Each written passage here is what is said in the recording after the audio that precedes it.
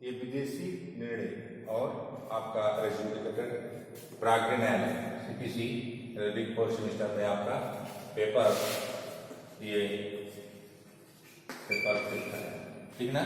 ये सीपीसी में ये फॉरेन जजमेंट विदेशी निर्णय और रेज्यूडिकेटर में क्या, इसके संदर्भ में आपका सेक्शन 13 और 14 कवर करता है, ठीक ना।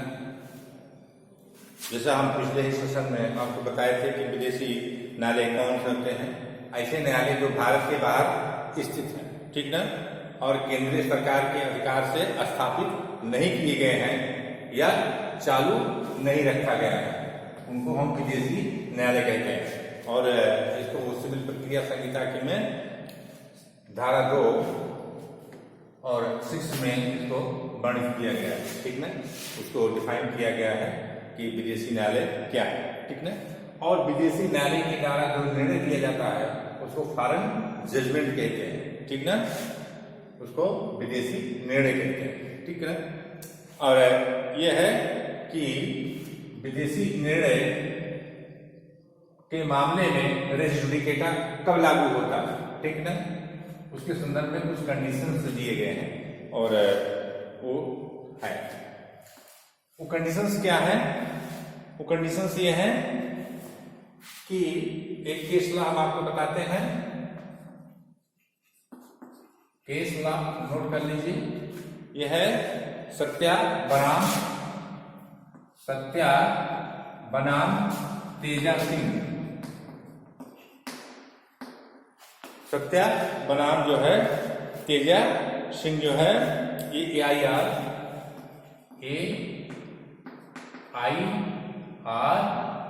1900 क्या है 57, ठीक है 75 है। इस मामले में यह है कि सत्या और तेजा आपस में विवाह करते हैं, कहाँ, भारत के अंदर जो है इंडिया के अंदर जो है ये शादी करते हैं, हिंदू रीत रिवाज के साथ जो है ये विवाह संपन्न होता है सत्या और तेजा सिंह के बीच, ठीक है। और उसके बाद ये लोग क्या हो गए, विदेशी निवासी हो गए और ऐसे विवाह को विदेशी न्यायालय ने नल एंड वाइड घोषित कर दिया। क्या कर दिया, नल एंड वाइड घोषित कर दिया, ठीक है ना। तो नल एंड वाइड जो है वो इसको कौन सा न्यायालय ने कर दिया, वाइड, नल एंड वाइड, ठीक है। विदेशी न्यायालय के द्वारा जो है सत्या और बनाम और तेजा सिंह के बीच में जो हिंदू रीत रिवाज के अंतर्गत शादी हुई थी भारत के अंदर, उसको जब ये विदेशी नागरिक हो गए, विदेशी हो गए, निवासी हो गए, तो उसको विदेशी न्यायालय ने नल एंड वाइड घोषित कर दिया, ठीक है ना। और उसी के संदर्भ में फिर विदेशी न्यायालय के द्वारा जो निर्णय दिया गया था नल एंड वाइड, उसी में फिर भारत में वो जो है ये सूट दाखिल कर करके ये उसको नल एंड वाइड को निरस्त नहीं किया जाता सकता है। इस मामले में आपका जो विदेशी निर्णय है इसके मामले में रेस जुडिकेटा लागू होगा। जो भी डिक्री विदेशी न्यायालय के द्वारा पारित की गई है उसको भारतीय न्यायालय स्वीकार करेंगे, ठीक है। और उसका प्रभाव जैसे यहाँ के द्वारा निर्णय किया गया है ये उसका प्रभाव होगा, ठीक है ना। ये तर्क नहीं दिया जा सकता कि ऐसा विवाह हिंदू विवाह अधिनियम के अंतर्गत भारत में संपन्न हुआ था, इसलिए भारत में विवाह विच्छेद हो सकता है और कहीं नहीं, ऐसा आप नहीं कर सकते, ठीक है ना। तो जो ये विदेशी निर्णय है इसके संदर्भ में ये रेस जुडिकेटा लागू होगा माना गया, ठीक है ना। अब बात आती है कि वो कौन सी कंडीशंस हैं जब विदेशी निर्णय रेस जुडिकेटा के रूप में प्रयोग किया जाएगा भारत में, ठीक है ना। नंबर 1 क्या है, विदेशी जो निर्णय हो वो न्यायालय जो है वो सक्षम हो, ठीक है ना। विदेशी निर्णय सक्षम न्यायालय। नंबर 1 क्या होगा, विदेशी निर्णय सक्षम न्यायालय का होना चाहिए। अगर वो सक्षम न्यायालय नहीं है तो जो है वो उसमें जो है वो उसमें रेस जुडिकेटा नहीं लागू होगा, वो निर्णय मान्य नहीं होगा, ठीक है ना। और मान लीजिए 2 पक्षकार हैं और अपने आप को जो है एक विदेशी क्षेत्राधिकार को अपने को सुपुर्द करने का करार कर लेते हैं, तो ऐसे न्यायालय द्वारा जो दिया गया निर्णय है वो पक्षकारों पर बाध्य होगा, ठीक है ना। और ऐसा निर्णय भारतीय न्यायालय उसको मान्यता देंगे और प्रभाव में ला सकेंगे, ठीक है ना। ये तो विदेशी निर्णय जो है वो सक्षम न्यायालय के द्वारा जो है वो पारित किया गया, ठीक ना। अगर वो है तो उसमें रेस जुडिकेटा लागू होगा, ठीक है। और इसी संदर्भ में दूसरा एक केस ला है, नोट करिए, राकेश कुमार बनाम असीमा, ये है आपका केस है, ये 1991, ठीक है, 1991 SC, ठीक है ना। इस मामले में क्या था, इस मामले में ये निर्णय किया गया कि विदेशी न्यायालय द्वारा पारित विवाद विच्छेद की जो डिक्री है भारत में रहने वाले पथ पर बाध्य तभी होगी जब उसकी डिक्री को मान्यता भारतीय न्यायालय दे देगा, अर्थात डिक्री की परीक्षा भारतीय न्यायालय द्वारा अपेक्षित है। जो भी विदेशी निर्णय है उसको भारतीय न्यायालय जो है उसको परीक्षित करेंगे, देखेंगे और प्रॉपर कोर्ट के द्वारा वो निर्णय दिया गया है कि नहीं दिया गया है, ठीक है ना। वो स्क्रूटनी करेंगे तभी जो है निर्णय बाध्यकारी होगा, ठीक है। अब दूसरा है पॉइंट क्या है आपका, कि जो भी विदेशी निर्णय हो वो गुण दोष के आधार पर दिए गए। विदेशी निर्णय जो है गुण दोष के आधार पर दिए गए, अगर नहीं दिए हैं तो नहीं मान्य होगा, ठीक है ना, दिए गए, ठीक है। और ये गुण दोष मतलब ये है, इसके लिए क्या होगा कि गुण दोष के आधार पर मतलब पक्ष और विपक्ष को प्रॉपर सुना गया है, तर्क वितर्क हुआ है, उसके बाद जो निर्णय होता है विदेशी निर्णय वही गुण दोष के आधार पर निर्णय दिया गया हुआ माना जाता है। तो विदेशी निर्णय गुण दोष के आधार पर अगर दिया गया तभी वो मान्य होगा, तभी उसमें रेस जुडिकेटा लागू होगा, ठीक है ना। एक केस ला है, नोट करिए, इसमें केस ला है आपका वाई नरसिंहा राव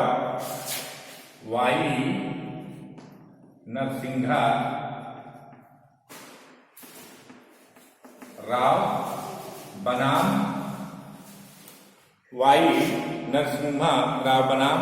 वेंकटा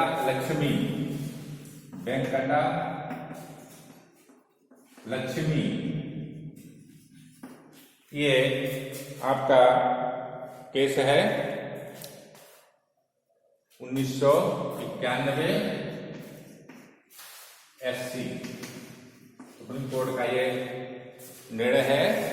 इसमें क्या कहा गया था, इसमें कि विदेशी निर्णय गुण दोष पर आधारित तब माना जाएगा, ये सुप्रीम कोर्ट ने जो होल्ड किया था कि विदेशी निर्णय कब गुण दोष के आधार पर निर्णय माना जाएगा, नंबर 1 उस आधार पर दिया गया हो जो आधार उस विधि के अंतर्गत उपलब्ध है, ठीक ना, जिसके अंतर्गत पक्षकारों के मध्य विवादित प्रश्न है और निर्णय पक्षकारों के बीच प्रतिवाद, तर्क और वितर्क का परिणाम है, ठीक ना।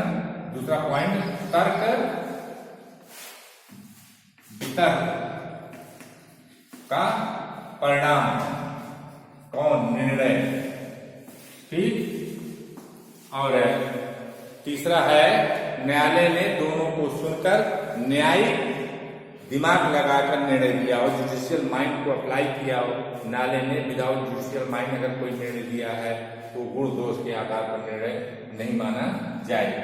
तो ये सुप्रीम कोर्ट का पल्ला है, फैसला है, जिसमें ये चीज जो है डिटरमिनेट किया गया है, क्वालिफाई किया गया है, स्पष्टीकरण किया गया है कि कोई विदेशी निर्णय कब गुण दोष के आधार पर निर्णय किया हुआ माना जाएगा। ये सुप्रीम कोर्ट का साइटेशन है, बहुत ही ये इम्पोर्टेंट केस है, इसको जो है आप अवश्य जो है नोट कर लीजिए, ठीक ना, कि कोई भी विदेशी निर्णय कब माना जाएगा कि गुण दोष के आधार पर निर्णय किया गया है, ठीक है ना, इस तरह से है, ठीक है। अब दूसरा केस रहा है इसमें मगन भाई छोटू भाई। इसी संदर्भ में एक दूसरा केस ला हम आपको देते हैं, मगन भाई छोटू भाई। मगन भाई छोटू भाई बनाम मणिबेन। मणिबेन ये जो है ये AIR है, कहाँ का केस है, ये गुजरात का है। AIR 1985 गुजरात हाई कोर्ट का ये निर्णय है। इसमें क्या हुआ था, इसमें पत्नी द्वारा पति के विरुद्ध जो है विवाह, जिसमें पत्नी द्वारा पति के विरुद्ध जो है भरण पोषण का बात संस्थित किया गया था, ठीक है ना। पति का यह कहना है कि उसने मैक्सिकन न्यायालय से विवाह विच्छेद की डिग्री प्राप्त कर ली है।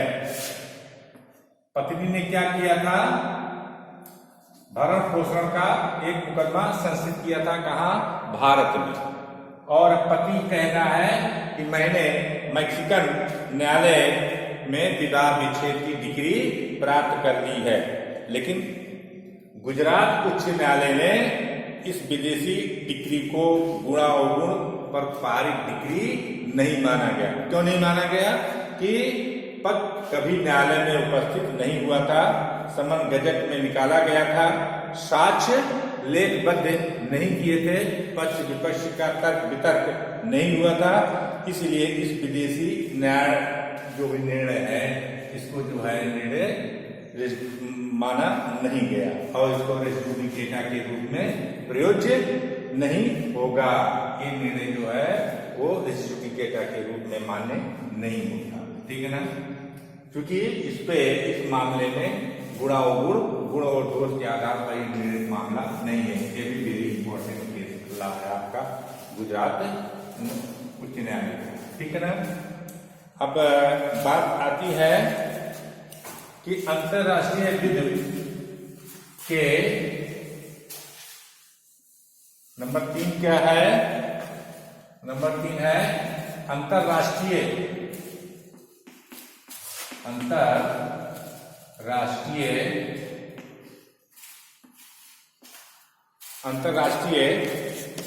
विधि के विशुद्ध अशुद्ध बोध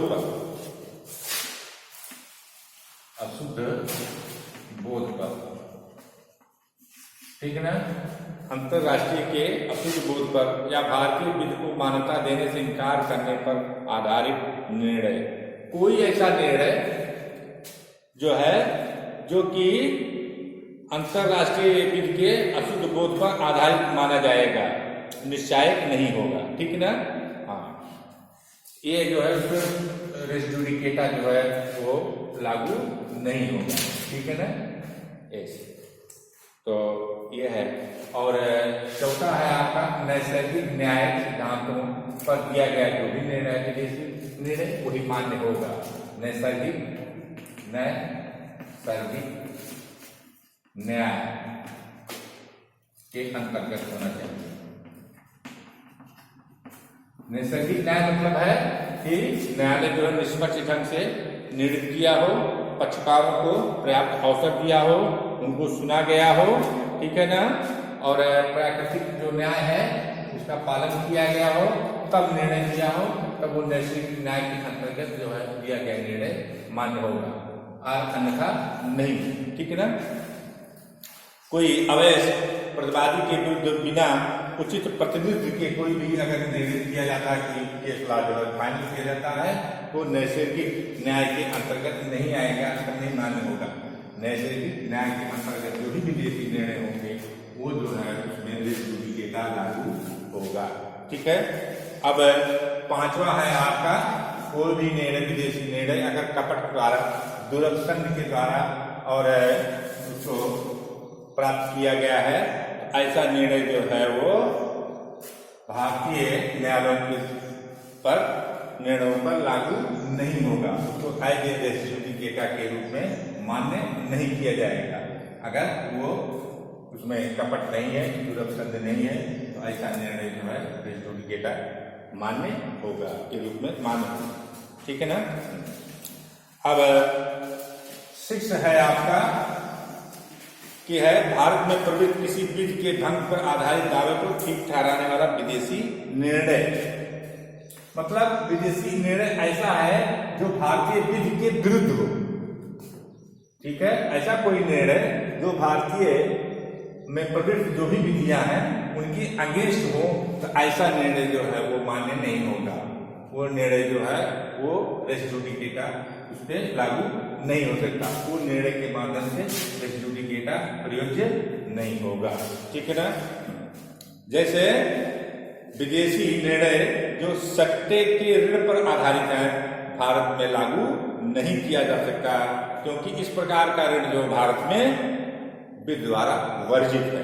ठीक है ना, तो ये सामान्य नियम है 13 के कि विदेशी निर्णय निश्चायक होते हैं और उन पर प्राग न्याय जो है रेस जुडिकेटा लागू होता है, लेकिन निर्णय धारा 13 में उल्लिखित वर्णित अपवादों में आते हैं तो निश्चायक निर्णय नहीं होते हैं और इस पर रेस जुडिकेटा का सिद्धांत प्रयोज्य नहीं है। अगर ये सब है तो प्रयोज्य है। ठीक है ना, ये आपका हो गया सेक्शन 13। ठीक है, अब बात आती है कि विदेशी न्यायालय के बारे में उदाहरण सेक्शन 14। सेक्शन 14 के बारे में हम आपको बताते हैं क्या है।